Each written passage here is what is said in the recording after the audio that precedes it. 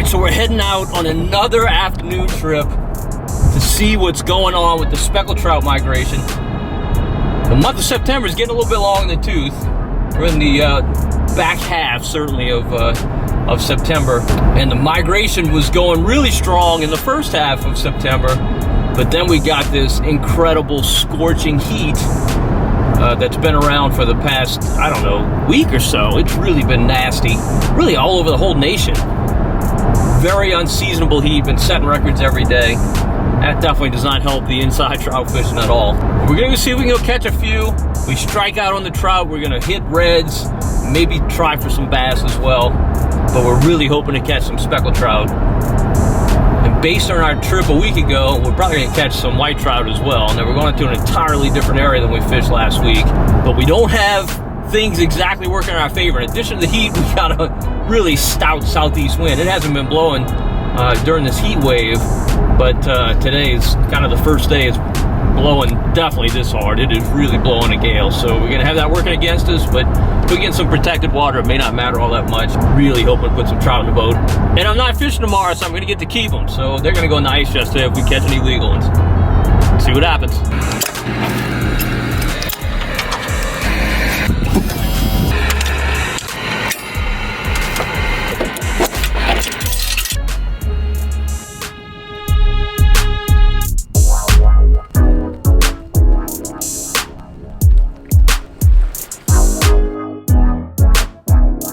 You have to read some depth to me.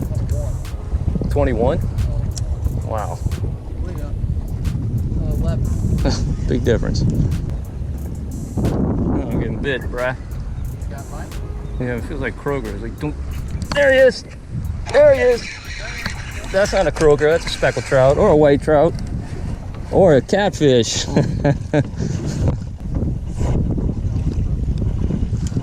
Oh, dude, I got popped. Absolutely drilled. Drilled again. Man, I'm getting tattooed. God dang it. Oh, it feels like little ones, huh? Yeah, it feels like croakers, catfish. They're having that much trouble getting the bait. It's nothing we want. So Joel and I have made a stop here at an area known as the Castle.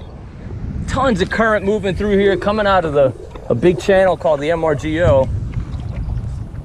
And we're getting lots and lots of bites, but a lot of it I think is from trash fish. Hooked a catfish, a pinfish, a ladyfish. Joel just caught an undersized speckled trout. There's another hit. We're just kind of drifting different transects, trying to figure out where some of these fish are holding. Not gonna get this too much longer though. Go hit some other areas. There's a fish. Might be a catfish, I don't know. I don't know, we'll see. Oh, he came off. We keep losing so many fish. That felt a little better. But it wasn't really fighting like a trout. I don't know what it was.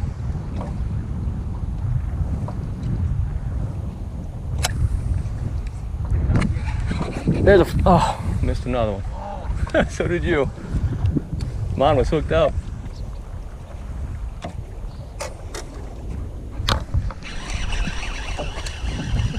Hey, that's a good one. No, this is a small one. I don't know what it is. It is a pinfish. I wrote a story about this week. A buddy of mine caught a bunch of trout here, and a school of bull reds moved in. He and his wife caught them one after another. But it's always hard to catch somebody else's fish, no matter what. Oh, This is small. Another pinfish. Another snagged pinfish. There's gotta be a million of them down there. All right, so Joel and I struck out at the area known as the Castle.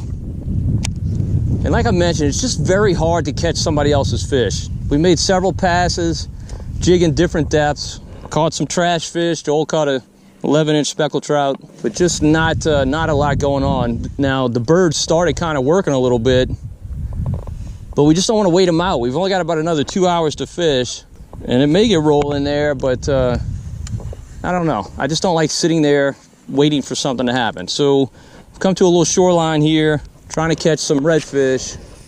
This shoreline is shallow up by the grass, but then it drops off really quickly. And we got a nice falling tide. We're at the beginning of the fall. If you look, you can see the water's all back and all that grass. It's very high, but we're hoping we can luck into a redfish or two along the shoreline. And there's a nearby lock where we're gonna go try and catch some speckled trout before it gets dark. But we really don't have long at all. We are bumping up against the clock. All right, the little redfish effort didn't work out, so now we've come to this lock, trying to catch some speckled trout and white trout. Really deep water here. How deep is it, Joel? Right? 30 feet. And believe it or not, the trout here in September are usually dead on the bottom. All right, so the area we were fishing, we just struck out. We fished hard, hit a bunch of different areas, and could not catch any fish. Nothing to speak of. Caught some trash fish, undersized fish, whatever. So we're doing something kind of crazy. We got about an hour of daylight left. We're driving to an entirely different marina in an entirely different area, and we're gonna launch and maybe have, I don't know, 30 minutes to fish before dark. But man, we just want to put some fish in the box. So if it turns out that we catch a few, it'll definitely be worth it. I don't know, maybe we'll get burned, we'll see, but we'll know in a few minutes.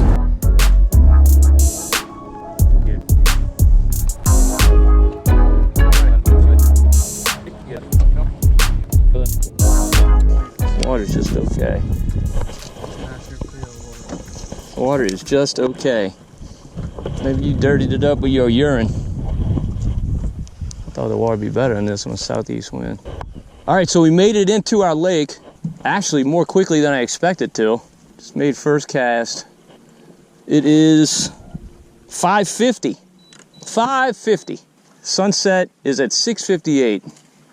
So we're gonna have probably a full hour to fish.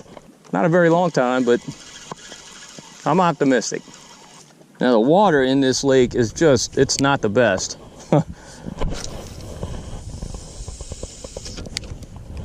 Hopefully it clears up a little bit away from the shoreline.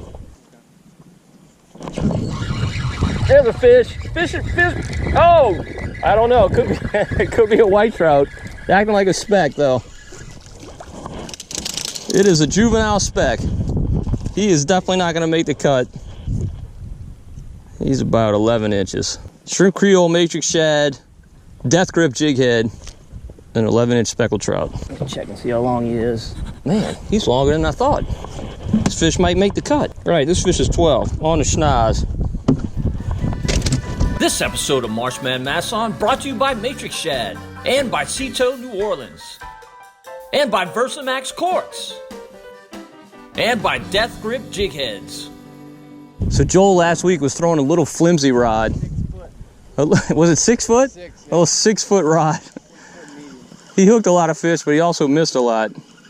So he went this week and bought a 7.5 foot Daiwa. What power is that rod? Medium power. He put a Carbon X reel on it. So far he's a lot happier with his outfit. So basically what we're drifting here is just a big flat that tends to hold fish. And boy, there's really no way to learn where these flats that hold fish are other than the drift. You just got to do a lot of drifts, pop in a lot of corks, and you'll find areas that tend to hold fish. And even in specific drifts, there are certain areas within that drift that tend to hold more fish. You cross them, you'll catch 2, 3, 4, 5 fish. Sometimes you can spot lock yourself or put down the power pole. But it seems like every time you do that, the fish turn off and you got to resume your drift. The water's not terrible. I think it may have gotten a little better here in the middle of this, away from that shoreline. Yeah, it's really not that bad. There's a fish. All right, hopefully this one stays on. That's feeling white trout like. Feeling white trout like. All right, that's a white trout, I'm right. And there's my call for the radio show yet again. Hello. Hey. Okay, sounds good. All right, keep a white trout, Joel. All right, so I'm all done with the radio show. Now we've got 45 minutes or so to fish. There's a fish. All right. right in the direction of the rainbow. Throw to the rainbow. Today's fishing lesson. Feeling white trout. Well, no, he just came up. Might be a speck. He's not big, whatever he is. Hey, that's a keeper. You think? Heck yeah. Oh, All right, no, I'm not gonna bet. My eyes are off today. He's a cigar. All right, Joel says he's definitely a keeper. Let's see. He is, but just barely.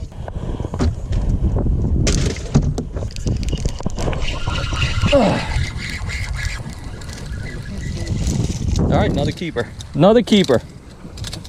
These are not big fish, but I'm telling you, these are fun to catch, and they're gonna be great to eat. Man, look how spotted this fish is. Look how pretty. He's 12 and a half. Joel literally just broke off on a speckled trout. 30-pound Power Pro. I don't know how that happens. Sounds like a knot issue to me. So I'll tell you what's really crazy. Water temperature right now is 90.3 degrees. Just scorching hot. Trout, another trout. That feels like a better fish. Better being a relative term, of course, because he's not a giant. He shrunk on the way in. But he is a keeper, 13 inches or so. These fish are so hot, it's incredible. I mean, it's like you took them out of boiling water. That's how hot they are. 12 3/4. All right, let's see if we can keep it going.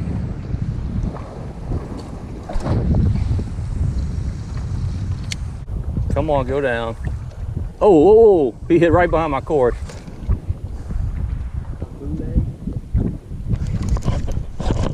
There he is. There he is. He's not big. This is a small fish. I'm hoping he's a white trout, but I'm thinking he's a speckled trout. He's gonna go back and tell all his friends what we're trying to do to him. You think he might be a keeper, huh, Joel? Long and skinny. Yeah, I think he's 12. I don't know. I think this one's not gonna make it. He's legal. Joel's got one. Got him? That's a good one, yeah. That's a good... So Joel has lost at least 5 or 6, reeling them in. Let's see if we can get this one in. He's racing. Dude, he's coming. He's racing. You better watch out. I don't know. He's not in yet. Boom! There he is. All right, that might be the fish of the day right there. Might be a good 14-inch fish.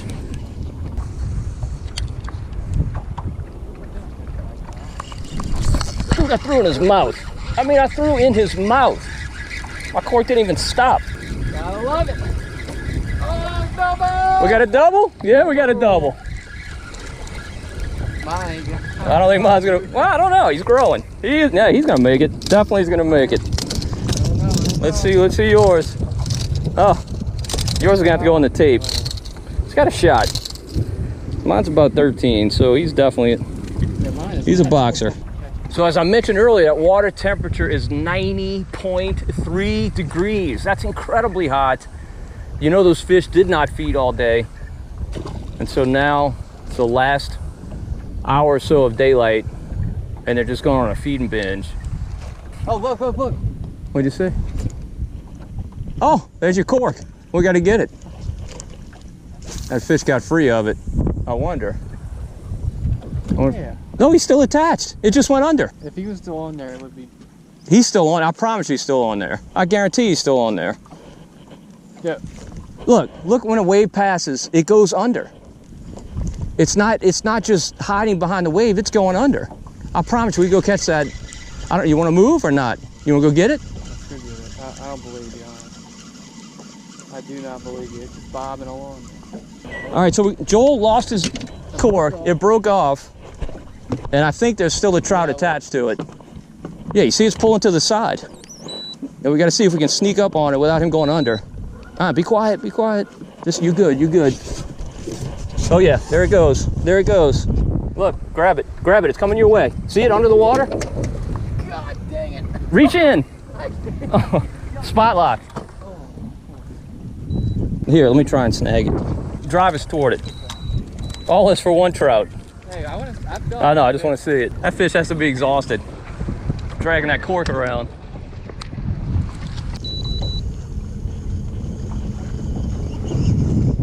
All right, I got the line again. Oh yeah, that's the plan. All right, I got it. Here. All right, let's see what we got here. Let's see what we got. Oh, it's a croaker. It's a croaker. It's actually a big croaker, but it's a croaker. All right, spot lock us. All right, at least we get our cork back, and our jig head, and our soft plastic. World-class croaker.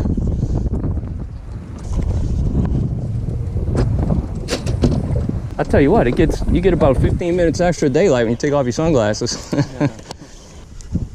Uh-oh. Oh, I'm slowing. We don't want to reel him in too quickly. He might get off. All right, that's a keeper. I don't think you need to go that slow. Reel him in. We're going to see if he's a keeper. Oh yeah, definitely. Definitely a keeper. Good one. Good one. It's a keeper. Man. I just felt him. I wasn't even looking. I'm looking at you. Nice fish right here. Comes a little competition. If he stays on. Oh yeah, that's a He's keeper. 12. He's 12. He's skinny, but he's 12. Come on, go down, go down. Go down. Please go down. Plunge beneath the surface. Vanish. Vamoose. Oh, that's awesome. There it is. There he is. There he is. That's a good fish. All right, come on up. Come on up. Prove you're a speckled trout. Come on, big boy. There you are. There you are. White trout. That's why he didn't come up. This would not be big enough to be a legal speckled trout, but because it's a white trout, there's no size minimum. So he's gonna go in the box. White trout do not freeze well, but I don't ever freeze fish, so I don't really care. And eaten fresh, they taste at least as good as speckled trout. At least as good. It's funny how those whiteys, their first initial pull is so powerful. You think it's just a really big fish, and then they just completely give up. They're kind of the goggle eye of saltwater. And the clock is really ticking on us. The sun has already set. We don't have a very long run at all, but we got a bunch of fish in the box. Mission accomplished.